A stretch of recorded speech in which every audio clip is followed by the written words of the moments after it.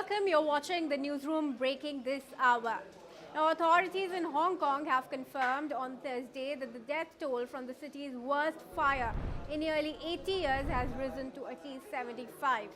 The fire, which broke out at a high-rise apartment complex in the early hours, has left dozens more injured and scores still missing as firefighters continue to search through the charred remains. Despite over 24 hours of firefighting efforts, flames were still visible in parts of the complex, which houses nearly 2,000 units across 8 buildings. The fire's cause remains under investigation, with authorities focusing on the role of bamboo scaffolding and plastic mesh used in the ongoing renovation at the site. And now up next, President Vladimir Putin stated today that a peace plan discussed by the United States and Ukraine could serve as the foundation for future agreements to end the ongoing conflict in Ukraine. Now, while acknowledging some points still need to be addressed, Putin expressed that Russia would continue fighting if Ukraine refuses to withdraw from contested territories. Listen in.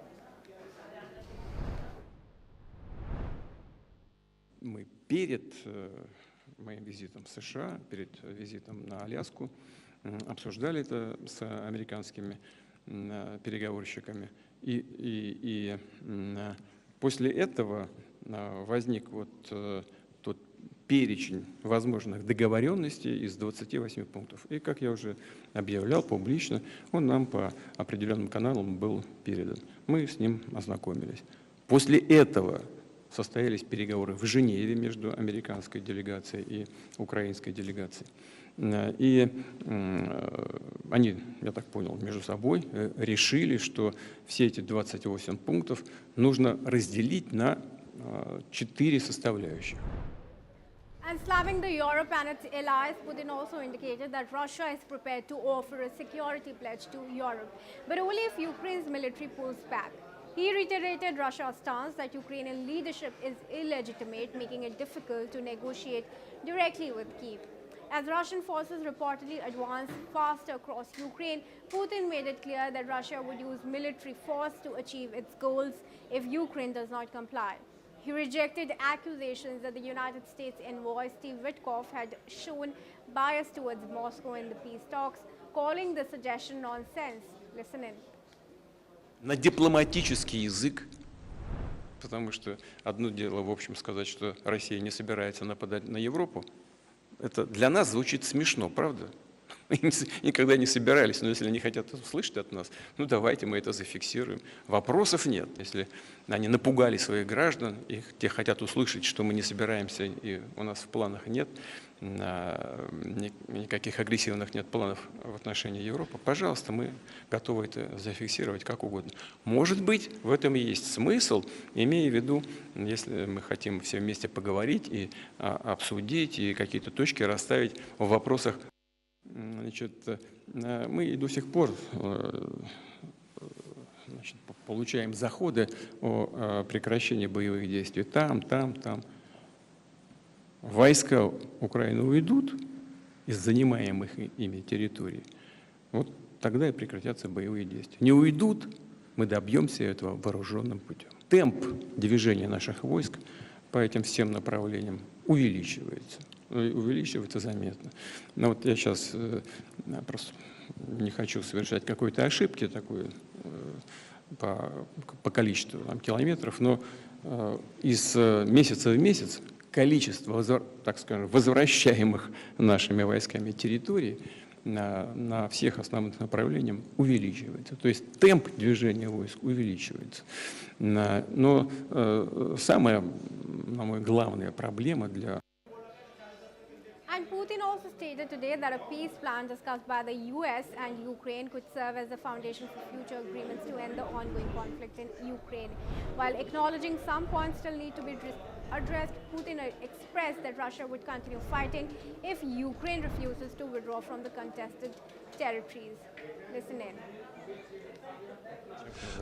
Про Крым и Донбасс, если не будет, в плане Трампа написано, что де-факто они признают якобы его за нами, но не де-юра. А как это? Как к юристу к вам обращаюсь? Как это де-факто, но не де-юра?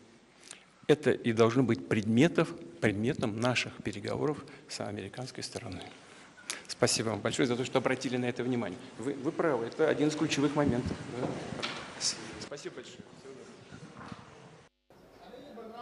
Furthermore, Putin says the legal status of Crimea and Donbas is one of the central issues in discussions with the US over the newly proposed peace plan for Ukraine.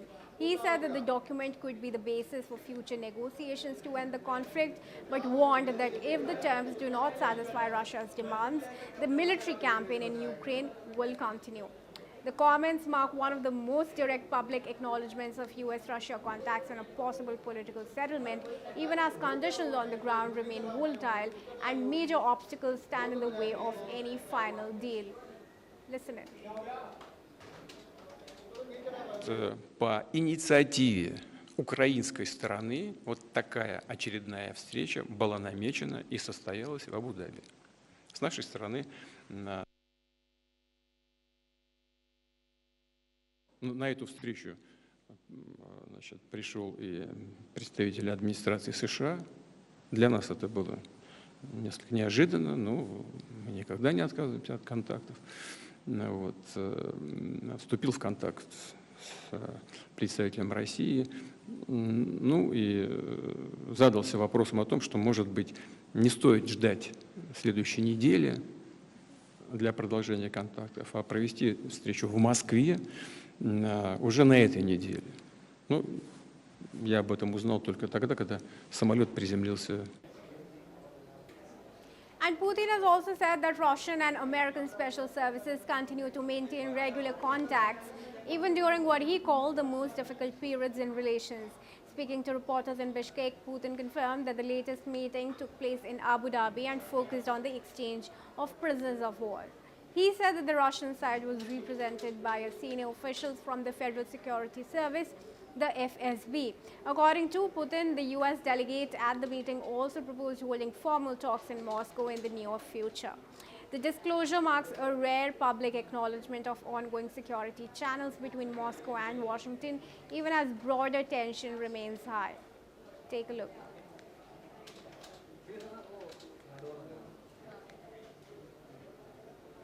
По инициативе украинской стороны вот такая очередная встреча была намечена и состоялась в Абу-Даби. С нашей стороны на ней присутствовал один из руководителей ФСБ России. And moving now to West Europe, where French President Emmanuel Macron has announced a new voluntary youth military service set to begin by mid-2026. The program will target 18 and 19-year-olds last 10 months and offer payments to participants who will only serve on French soil. Macron said that the scheme is part of a broader effort to strengthen France's defense and global threats, with initial enrollment of 3,000 in 2026, rising to 10,000 by 2030 and potentially 50,000 by 2036. After completion, participants may return to the civilian life, join the reserves, or remain in the armed forces. The move brings finance in line with other European nations without returning to conscription. Now, Macron emphasized this hybrid model will combine national service, reservists, and active troops. The announcement followed controversial comments from the armed forces chief on preparing for future losses, which Macron clarified did not mean deployment abroad. Let's listen in to what Emmanuel Macron had to say. Un nouveau service national va être institué progressivement dès l'été prochain. Ce service poursuit 3 objectifs précis. Renforcer le pacte noué entre notre nation et notre armée. Renforcer la capacité de résistance de notre nation. Consolider la formation de nos jeunes. And up next, British Prime Minister Keir Starmer has defended his government's new tax-rising budget, saying higher taxes on items from milkshakes to electric vehicles are designed to boost the economy. Finance Minister Rachel Reeves announced more than £26 billion in tax increases on top of £40 billion raised last year. Starmer stressed that the budget will also help lift hundreds of thousands of children out of poverty, describing child poverty as aberrant. However, the opposition Conservative Party could criticize the move, saying it took money and years from workers to appease lawmakers. Analysts here note that much of the new spending will come in the next few years, while the bulk of the tax increases takes effect later, raising question about the government's commitment ahead of the local election next May. Local elections. Now, Labour polls have fallen below 20%, putting Starmer's future leadership under scrutiny. Listen in to what the British Prime Minister here said. We made a number of commitments in our manifesto, which we have kept, but I accept that we are asking everybody to make a You're telling it's an obligation. Please hear me out. That we've asked everybody to make a contribution. And I'll tell your viewers precisely why that is. It's to make sure that we can properly protect our NHS, which needs to be there for them and their families when they need it. And everybody understands that. We want to make sure that we've got schools which are fit for the future so that every child can go as far as their talent will take them. And I absolutely wanted to bear down and reduce the cost of living, because for most of your viewers that'll be the single most important thing. And that's why yesterday I was able to announce, on top of the rail fare freezes we put in place, on top of the prescription freezes we put in place, that we would take £150 on average off energy bills for all households across the country. That'll be a huge relief as we go into winter for many, many people who are watching this. What we're doing is growing the economy. The forecast for the economy this time last year was that in 2025 it would grow by 1%. We said we want to defy that forecast. The numbers came in yesterday, it was 1.5%. So that's 50% over the forecast. That's the spirit in which we go forward from this budget. I'm optimistic about this country. I think by putting in the proper foundations, taking the fair and necessary decisions, we can defy all of the forecasts. We've already done it for 2025. I'm determined to do it for the years to come. Up next, German Federal President Frank-Walter Steinmeier met Spanish Prime Minister Pedro Sánchez in Madrid during a state visit to Spain. Steinmeier said that Spain and Germany are close politically, economically and culturally. Sánchez thanked Steinmeier for his upcoming visit to Guernica, the town bombed by Nazis in 1937, describing it as a gesture of commitment, remembrance and democratic memory. Let's listen in to both the leaders. Solche Gespräche sind wichtig. Vielleicht gar nicht so sehr wegen des Zustands der bilateralen Beziehungen. Sie haben es eben gesagt, Spanien und Deutschland sind sich politisch, wirtschaftlich, kulturell sehr eng. Wir sind auch durch menschliche Brücken miteinander verbunden. 200.000 Spanier, die in Deutschland leben, 100.000 Deutsche, die in Spanien leben. Trataremos también, y quiero además agradecerlo expresamente, el compromiso que tenemos ambos gobiernos con lo que nosotros en España llamamos la memoria democrática, y quiero agradecer la visita que el presidente de la República Federal Alemana va a hacer a Guernica como un gesto de compromiso, de recuerdo y de memoria democrática. And moving to Asia, where China has warned Japan it will face a painful price if it crosses the line over Taiwan. The statement comes after Japan announced plans to deploy missiles on an island near Taiwan. Chinese officials said that any action by Japan that threatens China's security could trigger serious consequences. Taiwan, however, rejects China's claims, emphasizing that only the island's people can decide their future. Experts warn that the region could see heightened tension if either side takes military action, making this a story with global implications. Listen to what China's Defense Ministry spokesperson Jiang Bin had to say. 中国政府已向日方提出严正交涉和强烈抗议。台湾是中国领土不可分割的一部分，以何种方式解决台湾问题，实现国家统一，完全是中国内政，不容任何外部势力干涉。中方强烈敦促日方反省自身在台湾问题上的历史罪责，恪守一个中国原则和中日4个政治文件精神，停止挑衅越线，停止向台独分裂势力发出任何的错误信号。 Additionally, China is reiterating its criticism of Japanese Prime Minister Sanai Takaichi over her recent comments on Taiwan, following reports that US President Donald Trump advised her not to provoke Beijing. Chinese Foreign Ministry spokesperson Guo Jikun said Tokyo's attempt to avoid downplaying or avoid the issue was self-deception, insisting that Takaichi's remarks were seriously erroneous and unacceptable to China. Let's listen in to Guo Zhukan's statement. 日领导人通话是美国和日本之间的事，我们不做评论。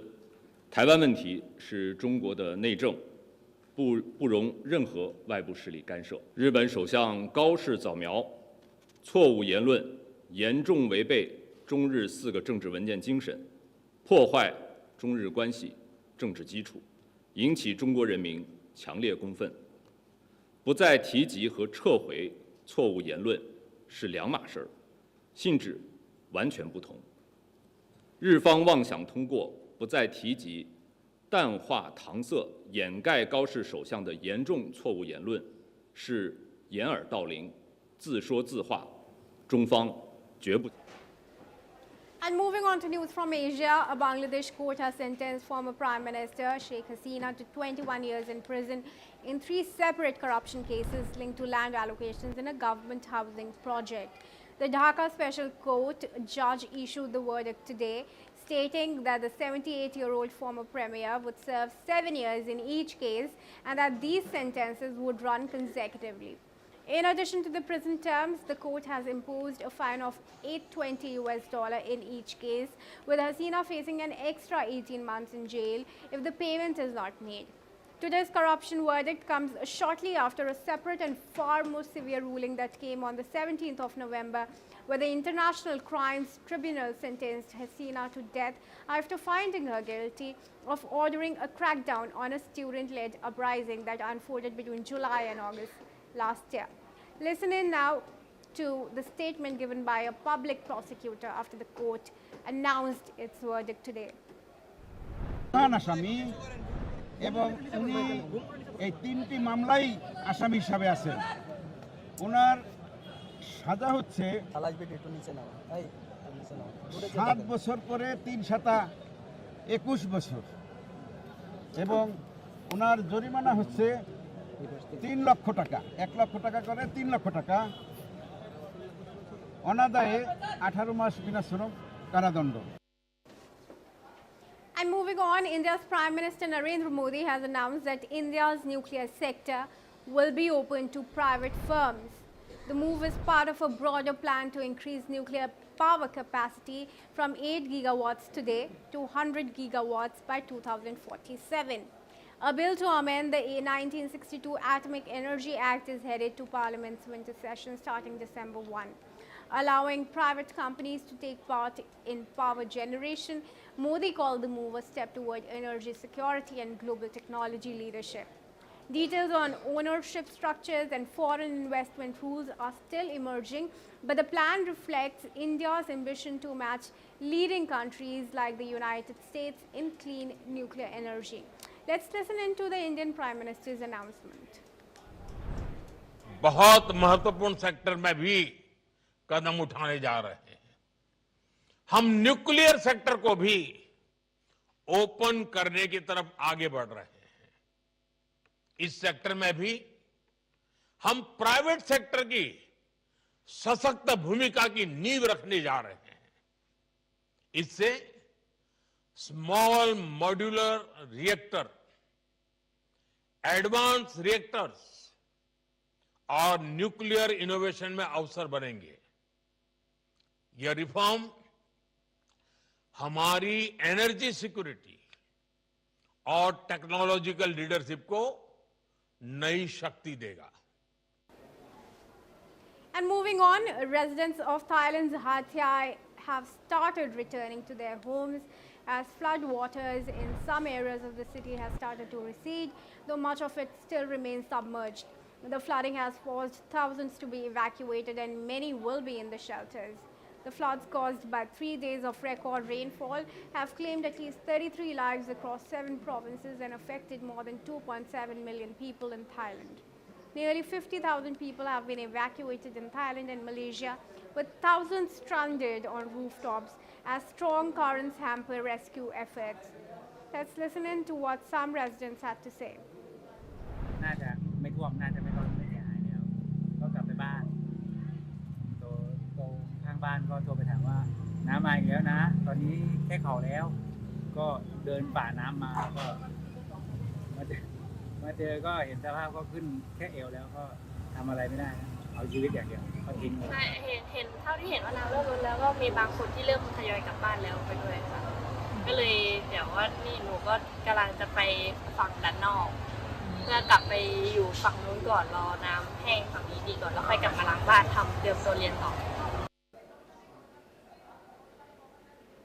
And Guinea-Bissau's military has appointed a general as the country's new leader of the duration of 1 year, a day after seizing power, arresting the president and derailing announcement of election results. According to a group of officers, Guinea-Bissau's military has seized total control of the coup-prone country, suspending the electoral process as Guinea-Bissau awaited for the results which President Umaru Sissoco Mbola has been suspected to win. Let's listen in to what General Horta Natam had to say. Acabo de ser empossado nas funções de presidente do Alto Comando Militar para a restauração da segurança nacional e da ordem pública. Meanwhile, West Africa's ECOWAS and African Union observers have expressed their concern over the military takeover in Guinea-Bissau and the arrests of election officials. However, the African Union has said that they urge the armed forces to immediately return to detained officials to allow the country's electoral process to proceed to its conclusions. Meanwhile, on the ground, residents are left wondering what tomorrow holds. Let's listen in to how residents reacted.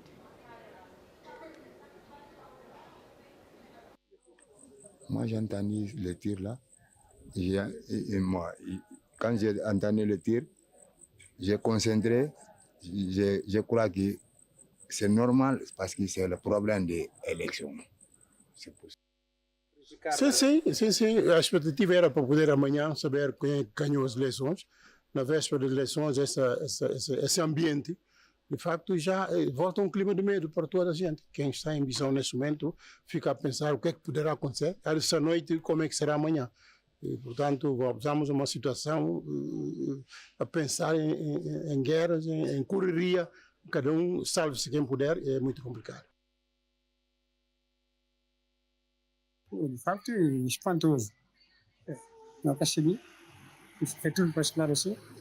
Mas não ouvi de autoproclamado, autodenominado comitê militar estranho para nós. Porque as eleições já concluíram. Eleições que têm vencedor. Moving on, Pope Leo has visited Turkey as part of a first overseas trip to his papacy and urged the country to embrace its role as a mediator between nations. His remark was soon followed by bilateral talks with Recep Tayyip Erdogan, the Turkish president. Let's listen in to what Pope said during the meeting.